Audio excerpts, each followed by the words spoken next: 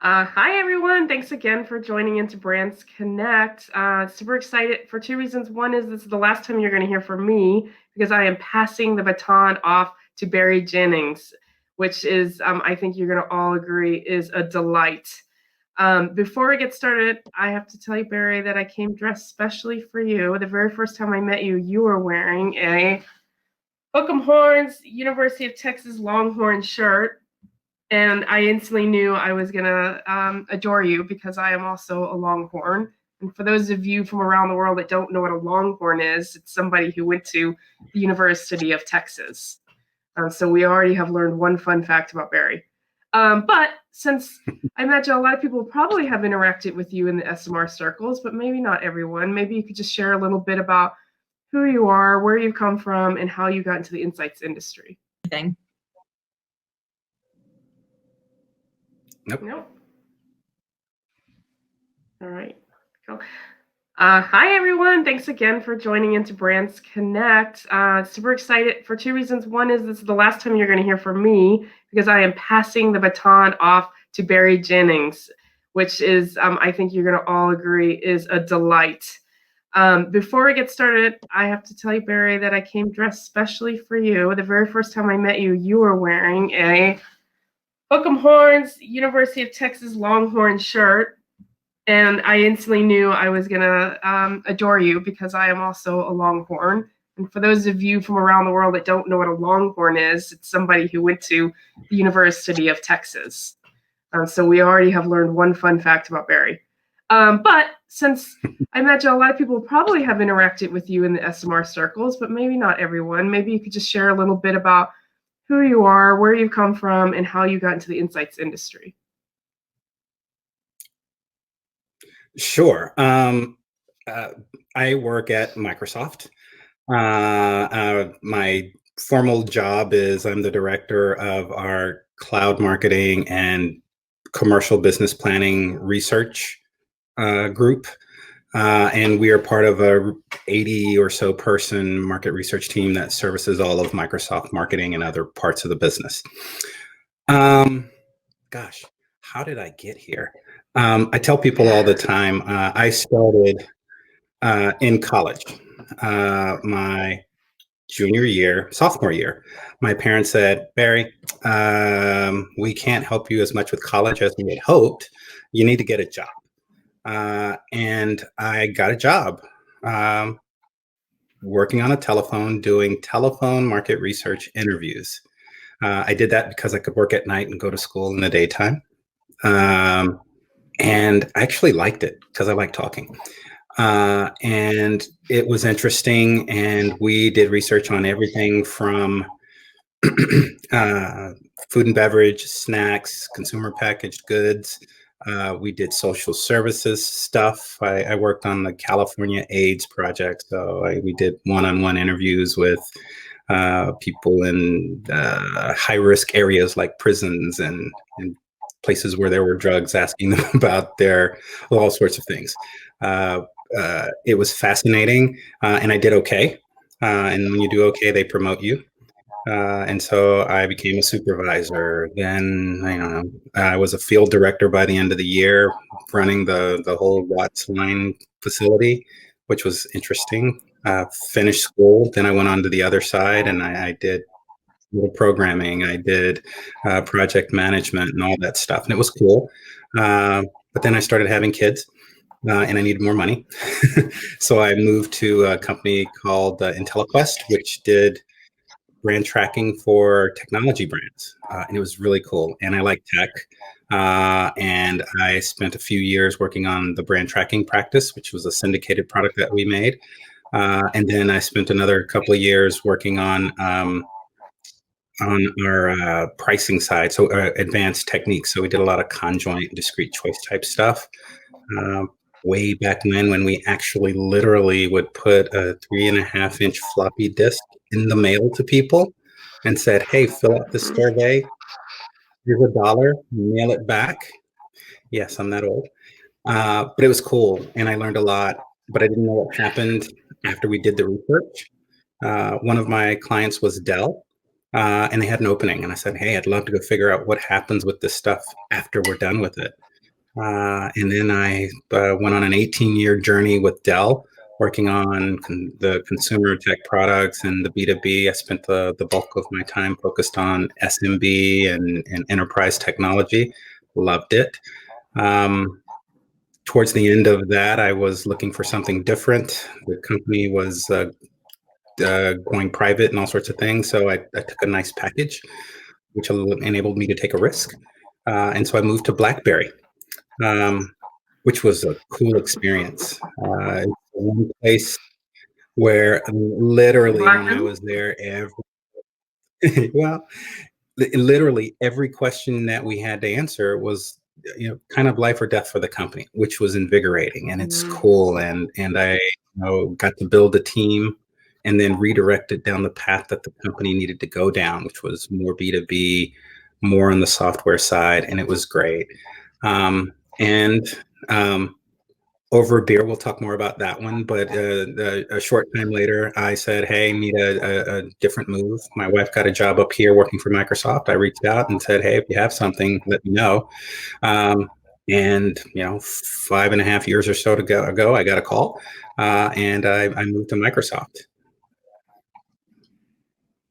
And that's my story. That's great. Sure, there's more to come. I was laughing at the floppy disk, thinking there's going to be a point where we're going to have to explain what that is. Well, since you Yeah. have, I dare say, been around the block a few times, do you have any observations about what has changed in the insights industry? Like when you started 8 years ago, what was the world like then, and what's the world like now in the Yeah, insights it industry, not sucks the that. whole world? Yeah. Yeah, it sucks that I can say decades in my career. Oof. Um, yeah, it's interesting. It's a case of the more things change, the more they stay the same. So Mhm.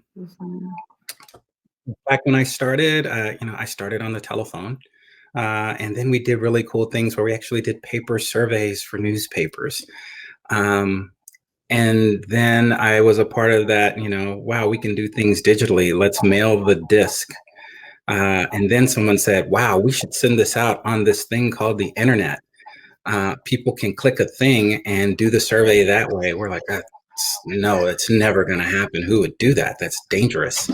It'll blow up everybody's AOL. But data collection finds a way. Today, we know that lots of things that we do via email are challenging. More people use their cell phones than their desktops and laptops in a lot of ways. It's a better way to reach people. And so now we have to evolve to mobile first. And so, again, the notion of being able to collect data from people has not changed. The means does. And I think our industry is very, very, very flexible that way. Um, and it's getting more open. So again, back when I started, you had to at least be able to hear to talk on the telephone. Um, when we did disc by mail and all sorts of other stuff, you had to have a pretty decent facility to be able to read on the screen as it's presented. Today, um, things that my company does and a lot of other companies do in the MarTech space, it's more accessible. Things like live captioning Mm-hmm. real time means that you can read it if you can't really hear it as well, or if it's just easier for you to consume information. And again, it facilitates that human interaction where we're able to collect that data from people about their perceptions and move through things. And then lastly, the rise of perception using behavioral data. There's no shortage of data in the world. Mm-hmm. Um, and we had to learn how to wrangle some of the behavioral data. And it tells really rich stories. It points to how people use things in a way that when you align it with their perceptions, really creates huge context and allows us to help influence how the business works. Yeah, I agree with that. I'm wondering, I feel like the next, you're saying that data collection is always a thing, but how it gets collected changes. what I'm starting to see is like the next post phone thing is using Alexa or Google Home as a way of doing surveys, data collection. What are your thoughts on that? Or what do you think is the next data collection tool?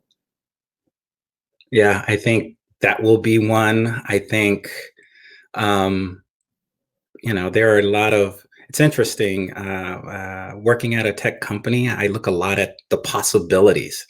There are a lot of things that are Mm. possible. Uh, it doesn't mean that we should necessarily do them, but they are possible. And a lot of times I am shocked to my core about the things that people are willing to do.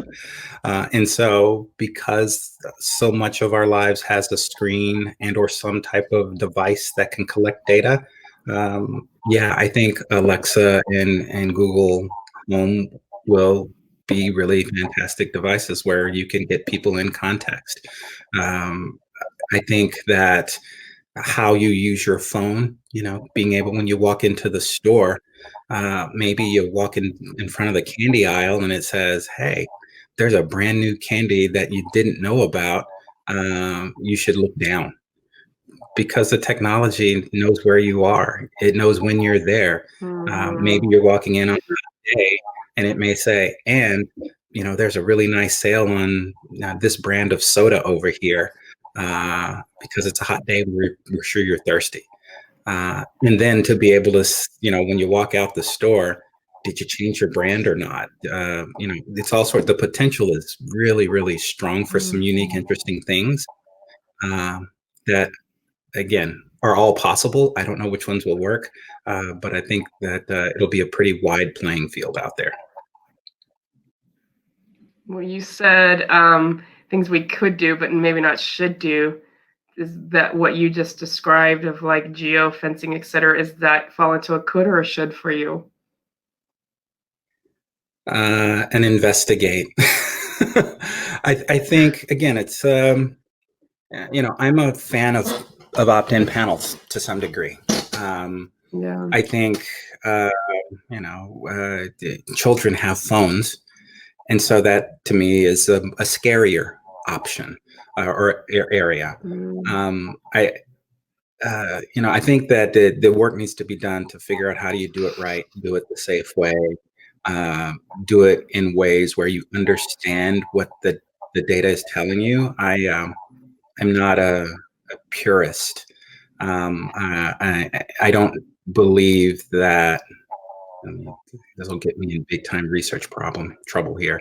I don't believe that everything has to be fully representative, depending upon what the business question is. Or there are times where, if you at least understand that bias, you can leverage what you're learning, um, in the right way, in a way that aligns with your business goals. And so, yeah, if the right opt-in panel of high-tech users who really love to be followed around, and if that's your target market, if you're trying to market to my oldest daughter, it's a wonderful thing to follow her around and ask her questions because she'll go all after that.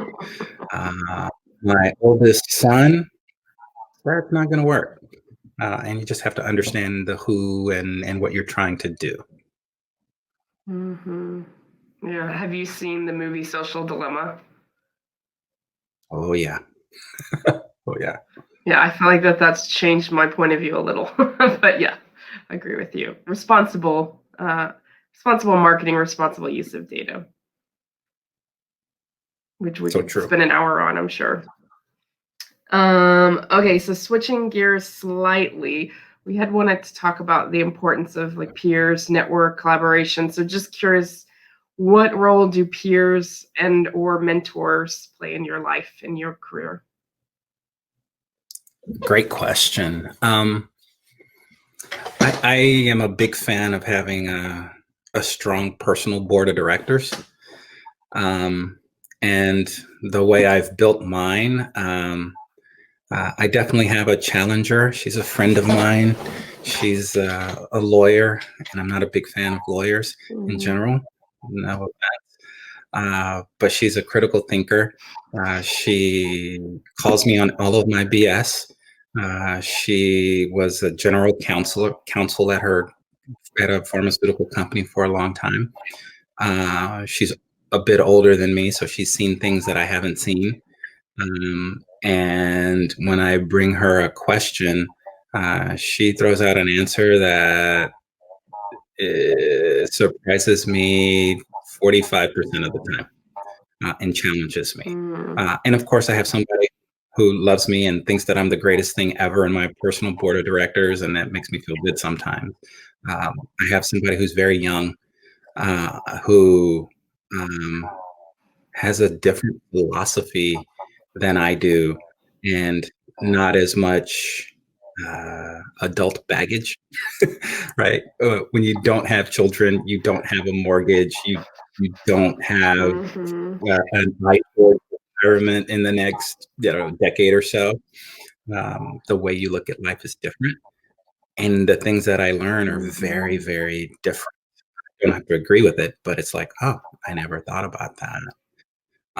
Professionally, my peers are sort of my best connecting point. It's interesting. We had an offsite at the beginning of the year, back when we can meet in public, and it was an offshoot of the functions of or the dysfunctional teams book, and it was really rich. How do we build trust and hold each other accountable? We have this team of teams concept that we're trying to drive to get the leadership team to work on some of the bigger, harder rocks. So the way I work on my team, I have a fantastic team, and they perform like crazy, and we do a whole ton of work. And so I'm not as close to it as the managers who report to me or the ICs who work for them. However, I think I can bring value. And when me and my peers get together to work on some of the bigger rocks, we can look across everything that's going on and apply that at a different level. And because we're peers, we can challenge each other. We differently. We can say, "I've got 4 things on this that may help you," and it's interesting. Because we take care of different parts of the business, our points of view are different. Because we all have different backgrounds, we're able to influence each other very differently, and I found that that's really been helpful to me. It's helped me grow as a leader and as a researcher, and it's been pretty powerful. And then lastly, I mentor a good number of people, and talk about learning experiences. I think sometimes I believe I'm helping them. No, they're helping me all the time. And sometimes it's not about the answer you give, it's about hearing the question from someone else, and hearing some of those questions. They keep me moving. They make me evolve. They challenge my assumptions day in and day out. And when I balance the people I mentor and the people who mentor me, I'm able to really create a picture that helps me formulate my point of view a little bit differently. Yeah, that's, I think, amazing how you have such a well-formed thought on how to create that mentor-mentee personal board network. It's, I think, much more developed than most people have. So I'm curious, how did you come to that insight? Was that over time? Did you learn that from other people? If you're giving other people advice on how to create their board of directors or how to best mentor a mentee, what would you say? Yeah, it came from, again, I had a friend who, she's like, look, you always have to look at yourself. And sometimes it's hard. And that made me think, hey, well, yeah, how could I do that? And then I don't know, I stumbled upon something. Somebody said, oh, you should think about this idea of a personal board of directors. And they sent me a link, and I checked it out, and I'm like, I like that idea. And I know exactly who would be a great challenger for me, who's a great supporter for me, who's a great person who will make me stretch. I have somebody who always sends me every job application out there. You would be great to be the CEO of this paper company. I'm like, what are you talking about? Nothing I would ever think about. However, it does make me consider, oh, why would you think that I would be right for that? And then they tell me why, and it's like, oh, maybe that. And then I have somebody who's a bit of a challenge. Dude, you are slow and you don't reply very well. What the heck? And it's like, oh, maybe I need to be a bit more responsive. And it helps me grow. And again, I'm a results guy, and I like to change. And it gives me lots of things to consider how I could change, at least change for the better. Yeah, I like that. I think it's interesting with the mentoring thing. I don't know if you find this to be true for you, but as a woman, I tend to almost entirely have women ask me to be their mentor, almost never men. And I think it's funny how we often ask mentors to be mentors because we see something of ourselves in them. Where I've often been told, and I think it's true, it's most important to find a mentor who has the capability, skill, or experience that you're trying to develop. But we don't often do that. We often pick people because we like them or we see ourselves in them versus like they have something that can offer me. So I'm wondering, how do you go about picking your mentors? So true. So true. Again, the whole personal board of directors helps me with that a little bit. I'm a person of color. And if my entire board was made of people of color, I don't, well, I don't know that would be the best thing for me. Right. It's important that I have that because it helps me navigate realities of life in corporate America. That said, having somebody who can do this thing that I can't do, I learn a ton. My former boss was amazing at some things that I didn't even consider. The way he created vision, the way he built resources around the vision that was created was eye-opening for me. And there wasn't a one-on-one where I didn't take something useful out of that. And then he recommended a sponsor who was very, very different from him, somebody who was a senior leader, and I got something totally different out of that. Again, harkening back to our team of teams thing, when I look at the people on my team, I do a lot of what you were saying. I have some people who I know who would make you comfortable as a mentor, but I want you to work with this person on the LT because they're not me. And you know me and you're comfortable with me. This person will push you. You've had a point of view about this person, and I want you to get a perspective from your own point of view as opposed to what you're hearing. And then the outcomes and the results, because this person is very different and they drive results. And my expectation is not that you will be just like him, but you will learn enough from him to help address some things that some areas that you might want to grow with. I think it's critically important to find someone who has what you don't have, who has done something that you haven't done. It's interesting when I ask people what kind of a mentor do you want, and sometimes it's a lot of females say I would prefer a female mentor, and I'm like, okay, great, and I've got some cool people. Now tell me what you're looking for more specifically. And I'll come up with a second suggestion, and you can have a couple of mentors in your life. And I think having that kind of conversation is helpful because I've gone through that kind of conversation where it's like, think about everything that you need or want. Yeah, totally agree. Agree with all that. And the other thing I always tell people is that the mentee needs to be the one to drive the relationship, right? So if you want a mentor, you got to be really clear on what you want, why you want it, and have a conversation about how you're going to get the best from that mentor. Because I think also people like the idea of mentors, but they forget that it's actually a lot of work on both sides. But Yes. I've learned so much from my mentors and mentees like you have, and I think it's only been in the last couple of years that I've realized also the power of peer mentorship, especially by connecting with people like you in the external insights world. And I know for many years I've talked about that, but I've never intentionally invested in relationships outside of work because it just takes time, right? But since I've spent more time with you and spent more time with some of the other folks who I've been interviewing, I just realized like one, we all have the same issues, but two, like you, we all have very different perspectives and ideas on how to tackle that problem. And that's just been invaluable for me.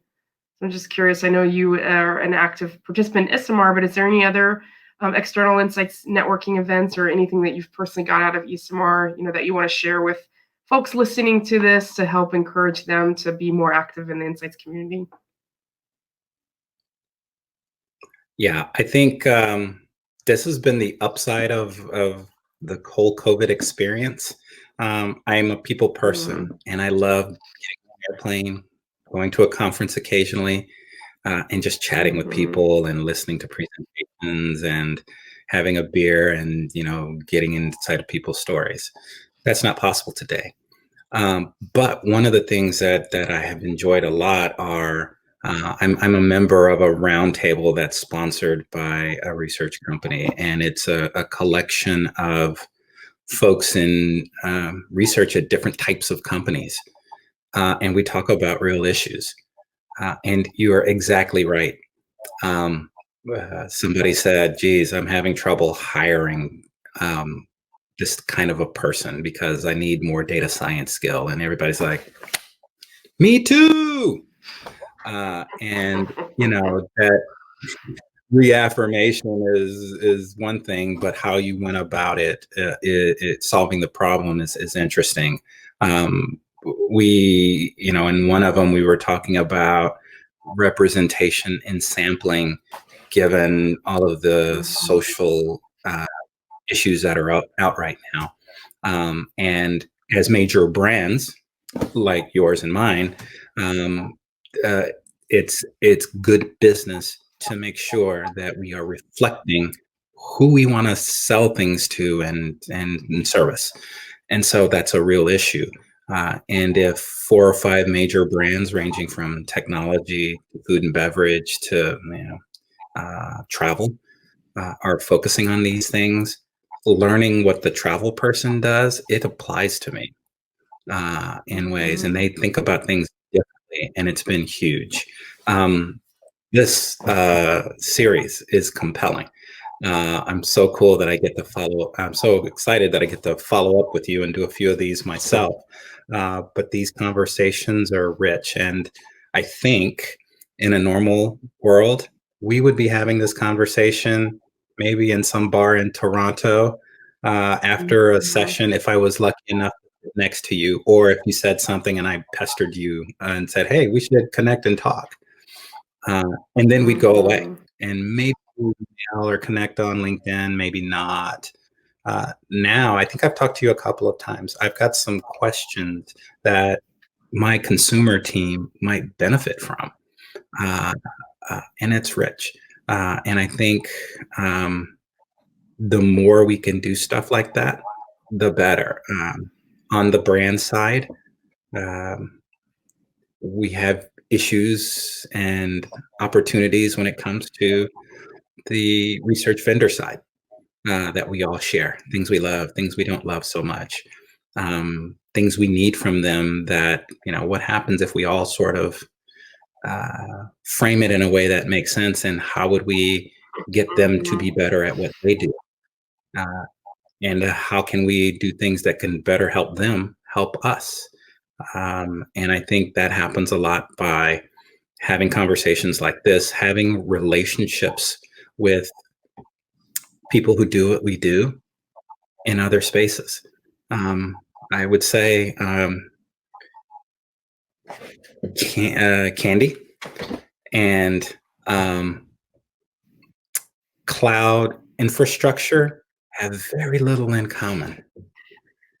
However, I know for a fact that somewhere around midnight, when an IT person is having to go into the data center to fix something, they probably have a Snickers bar in their pocket, which means they're a human being, right?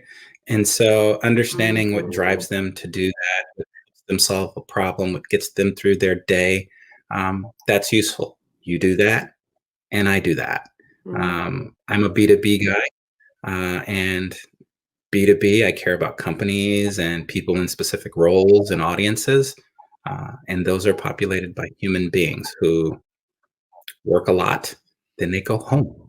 And understanding how to, get what we need out of them the right way. We both have to go deal with that. And I know that there's tons I can learn from you and hopefully vice versa. And that happens with connections like this. Absolutely. And coming full circle to what you started with, for example, that data collection will always be a thing, but how we do it's different. That's the same exact thing with us. We may be working in extremely different industries, but how we do the work is actually quite similar, right? We both care about foresight. We both care about hiring. We both need to figure out how to bring more buyers in or get buyers to buy more often. So totally agree that everyone has something in common in the insights world. You mentioned, and I wanted to reinforce that you will be taking the baton and you will be leading your own series of 4 people. I wonder if you wanted to give anyone a sneak peek of what kind of topics you're going to be talking about or who you'll be talking to, or do you want it to be a surprise? I have some ideas. I will say, I won't name names, but I will say some of them will be other technology folks on the consumer side, because that could be interesting. It's something that many people use, which would be kind of cool. And I guess topically, there are things that I would hope that we'll be able to discuss, like somebody who works in technology and CPG. How does that work? Because we're built a little differently, and that's sort of interesting. One of the people I'd love to talk about customer experience versus market research. Are they the same? Are they different? And what does it mean? Especially when you have like both of those things in your title. What does that mean and how does it evolve? There's something that I'd love to talk about from a B2B versus B2C. I think that could be kind of compelling. And one of the other things I'd love to potentially talk about is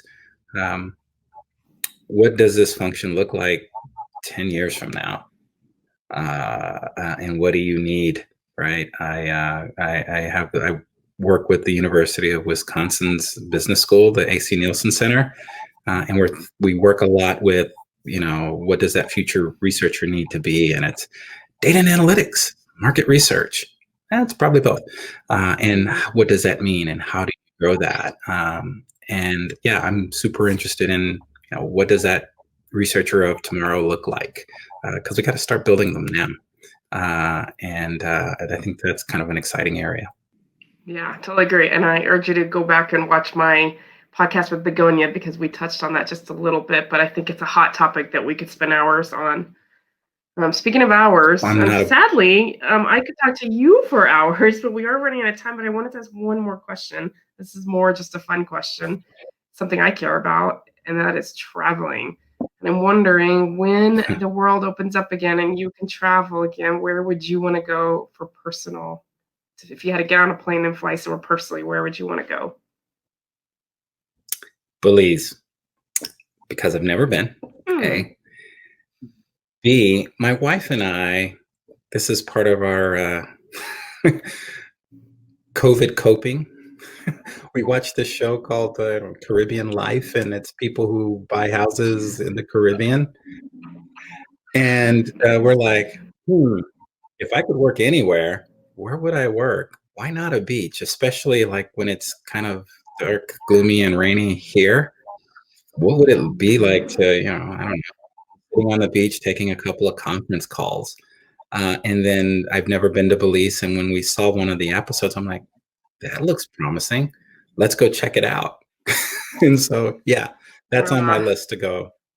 I love it. Well, I can tell you, I just went to Belize for the first time last December. It is gorgeous, super safe, beautiful. The people are wonderful, and it has, which I did not know, the largest still living Great Barrier Reef in the world, and so it has some of the best scuba diving in the world. So if you're not scuba dive certified, you should do that between now and when you go. See, that's also why it's on my list. I am not scuba certified, but every episode they talk about the reef, and I'm like, oh, I got to learn how to do that. Hmm. You can also snorkel. Well, Yeah. Barry, it's a pleasure, and I know we'll be chatting more offline, and I can't wait to watch your series. So thanks for agreeing to participate in this and for chatting with me. Truly my pleasure. It's been fun. Yeah, I have. All right, well, we'll sign off for now until your next one. All right. Take care. All right.